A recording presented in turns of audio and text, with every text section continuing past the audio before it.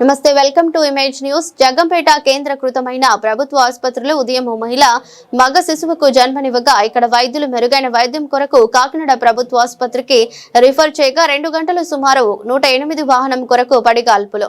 ఈ విషయమై Republican party of India south India general secretary పులి ప్రసాద్ మాట్లాడుతూ గత కాంగ్రెస్ ప్రభుత్వ హయాంలో ఆనాటి ముఖ్యమంత్రి డాక్టర్ వైఎస్ రాజశేఖర రెడ్డి పేద ప్రజలకు నిత్యావసరంగా ఏ ప్రమాదం జరిగినా ఆసరాగా ఉండటానికి ప్రవేశపెట్టిన 108 సేవలు నాటికి కొనసాగిస్తున్నారు.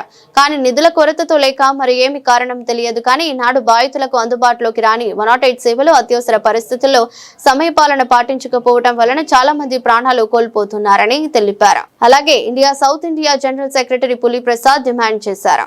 నా పేరు పులి ప్రసాద్, నేను Republican party south India general secretary. ఈరోజు 108 అనేది చాలా దారుణంగా ఉంది. ఎందుచేతనంటే గత రాజశేఖర రెడ్డి గారి హయాంలో 108 అనేది ప్రవేశపెట్టి ప్రజలకు నిత్యావసరంగా వైద్యం అందే విధంగా యాక్సిడెంట్లు జరిగిన అందుబాటులో తీసుకెళ్లి వైద్యం చేయించాలనేటువంటి ఉద్దేశంతో 108 ప్రవేశపెట్టడం జరిగింది. ఆ 108ని ఇప్పటివరకు కొనసాగిస్తూనే ఉన్నారు. కానీ దానికి మరి నిధుల కొరత వల్ల లేకపోతే ఏ విధంగా జరుగుతుందో తెలియదు. 108 అనేది ఇప్పుడు అందుబాటులో రావడం లేదు.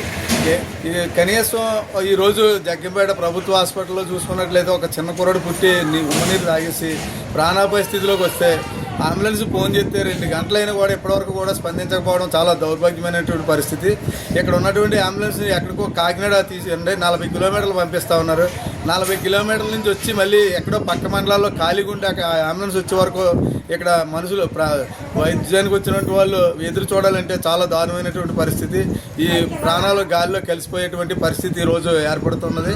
మరి ప్రభుత్వం ప్రతిష్టాత్మకంగా ఈ 108 అనేది అమలు చేసి ప్రజల ప్రాణాలు కాపాడాలి తప్పించి ప్రజల ప్రాణాలు గాల్లో పెట్టుకుని 108 కోసం అలా ఎదురు చూసేటువంటి పరిస్థితిని ఈరోజు రాష్ట్ర ప్రభుత్వం దృష్టిలో పెట్టుకుని 108ని ప్రతి ఒక్కరికి అందుబాటులో ఉండే విధంగా చర్యలు తీసుకోవాలని చెప్పి నేను డిమాండ్ చేస్తూ ఉన్నాను. ప్రభుత్వ ఆసుపత్రికి అనేది పేదవాళ్ళు అందరూ వస్తారు.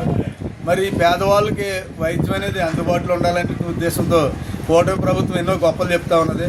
మరి ఈరోజు 108నే సక్రమంగా అమలు చేయకపోతే ఈరోజు పేద ప్రజలు ఏమైపోతారు? డబ్బున్న వాళ్ళు అయితే ప్రైవేట్ అంబులెన్స్లు పెట్టుకుని కార్పొరేట్ హాస్పిటల్కి వెళ్తూ ఉంటారు.